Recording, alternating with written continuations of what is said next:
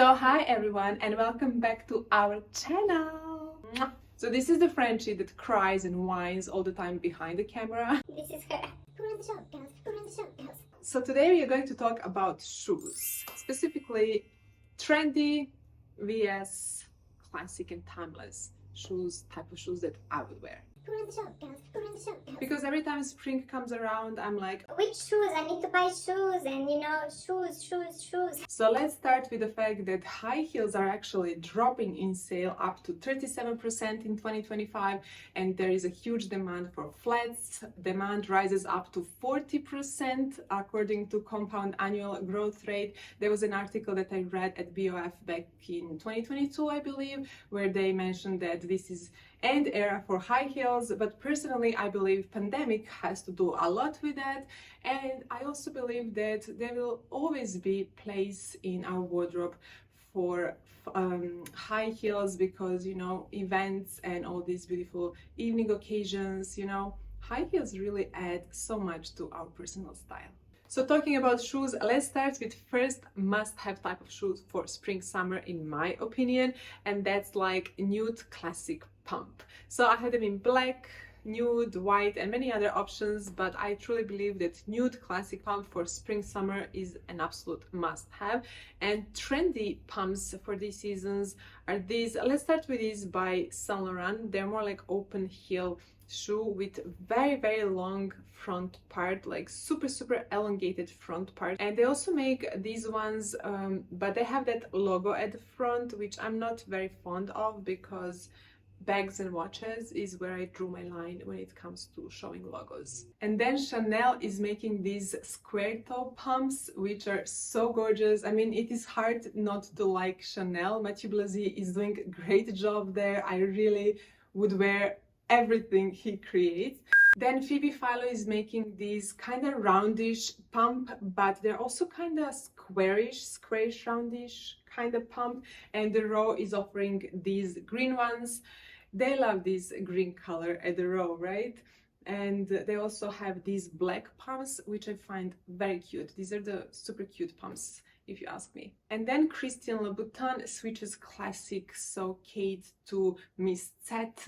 This is a new design by Christian Louboutin because this is a design that speaks to new customers, new generations, and I find them gorgeous, but I still prefer so Kate.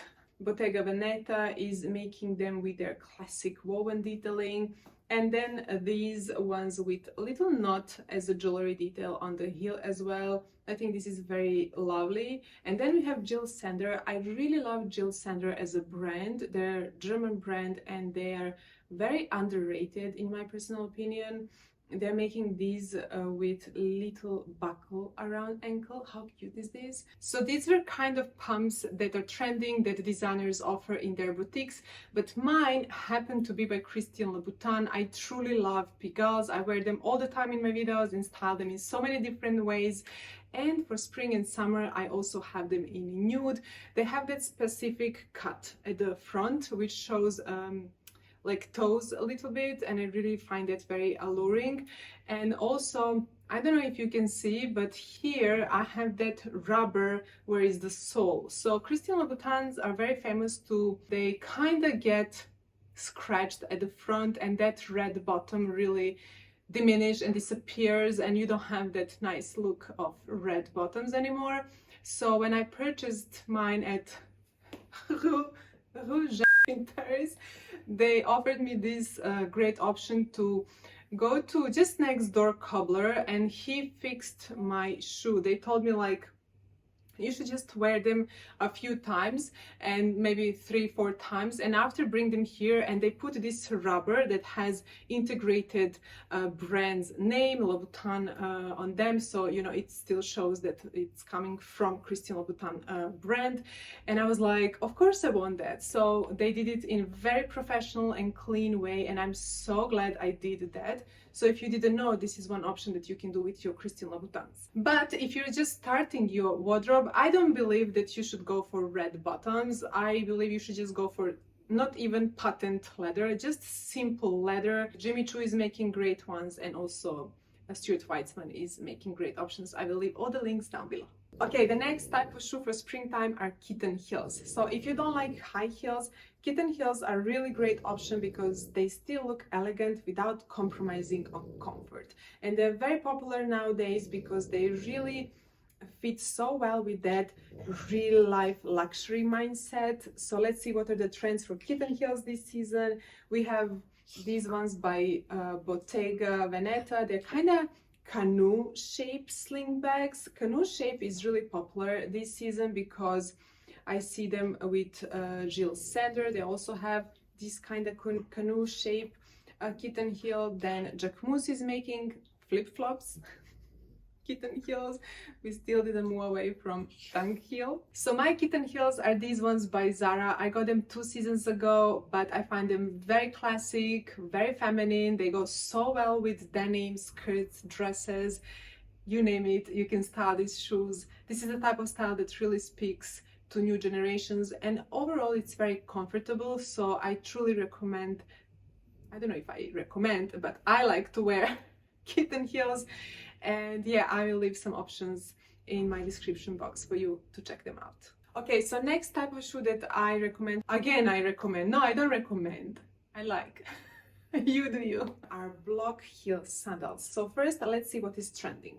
Stuart Weitzman is making these Repetto style. These are very popular nowadays. And then we have Mary Jane's with block heel. They have block heel. I'm not a huge fan. Mary Jane's to me are or for kids or for grandmothers. But I know that Alexa Chung is really pulling them off very well. Bottega, they're making them with this elongated square toe. And the Row is making these with square front and ankle strap. And then we have Chanel that is also making the block heel that is just a little bit narrowed, so that's very cute. So the block heels that I personally like are by Stuart Weitzman. I think he's making great block heels sandals, and also Steve Madden for a little bit more affordable option, but still great style, very classic, very minimalistic, the way I like it.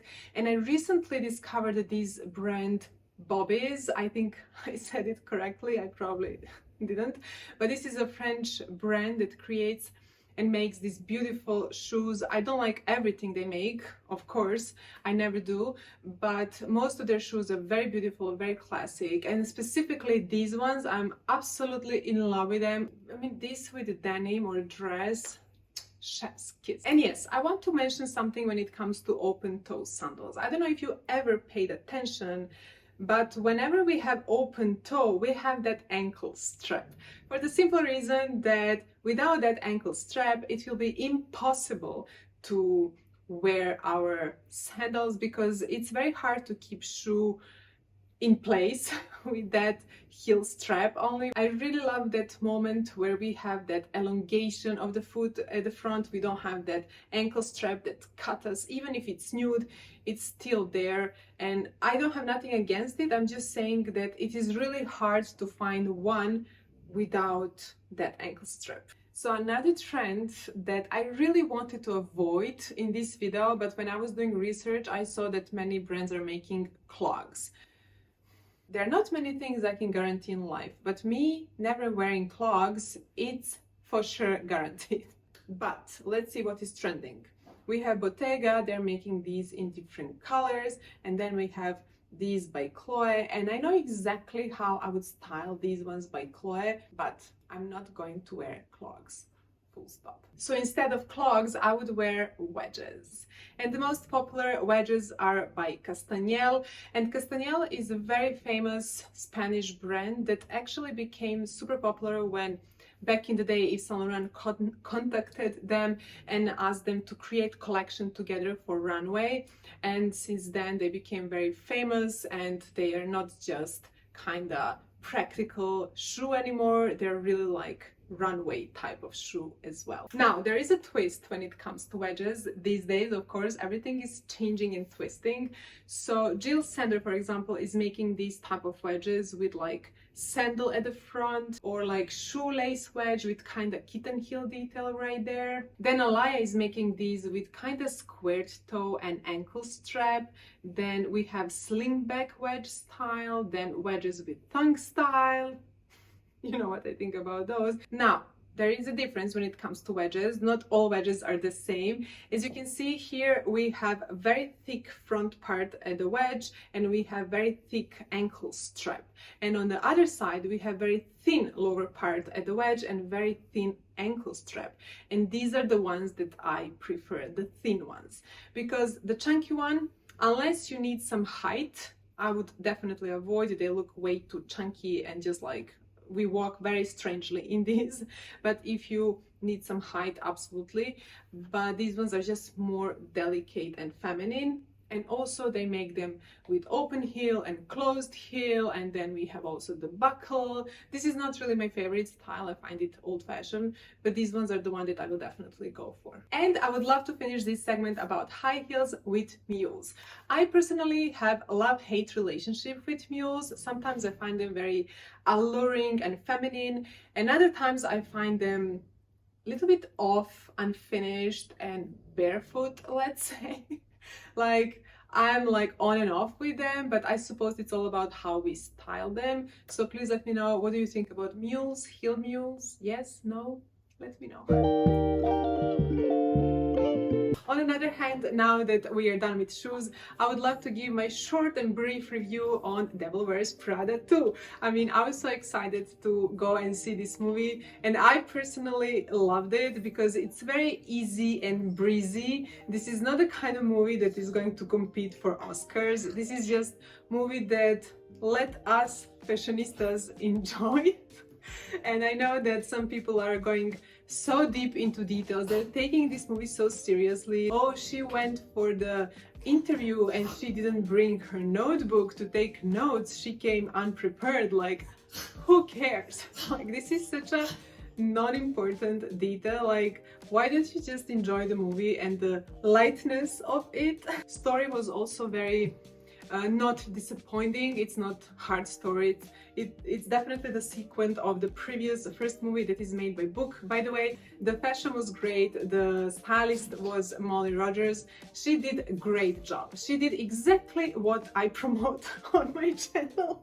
Like, all the pieces are timeless, classic with modern twist, not boring, and most importantly, wearable in real life. Anne Hathaway was really disappointing me in a few outfits, but I personally believe this is done purposely because they wanted to represent her in a way that she worked in fashion industry, but then she switched to another type of magazine that has nothing to do with fashion, and she still didn't manage to evolve her style into fashionista. So now she's going back to runway, a magazine, to work for fashion again, and they're just making her outfits, you know, stylish, but not that stylish because she's not style icon like Miranda or Emily Blunt. I mean, Meryl Streep. Come on, her face expressions. And anyways, what is going on with people and their beauty? Like, are the cameras better these days or they have great practitioner? I don't know what is going on, but people are more and more beautiful. Like, Emily Blunt is one of my favorite actresses, a British girl that I adore so much. I watched this movie, A Quiet Place, and she acted there with her real husband from real life, Sicario. Oh, I loved her in that movie. Generally, I really love Sicario movie. I can't wait for the next one to come. And not to mention that there were some super famous celebrities from fashion industry, like top models and designers. I don't want to spoil anything, that will be not nice for me, but you will certainly have some nice surprises. And also, when they were in Milan, the scenery was like happening so fast. The scenes were just like moving next, and I'm like, wait a minute, like, slow down a little bit. I wanna savor this fashion and people. Like, why so fast? So yeah, I hope you enjoyed my video about shoes and little movie review. I hope that you had some fun with me today, and I will see you in my next one. Bye.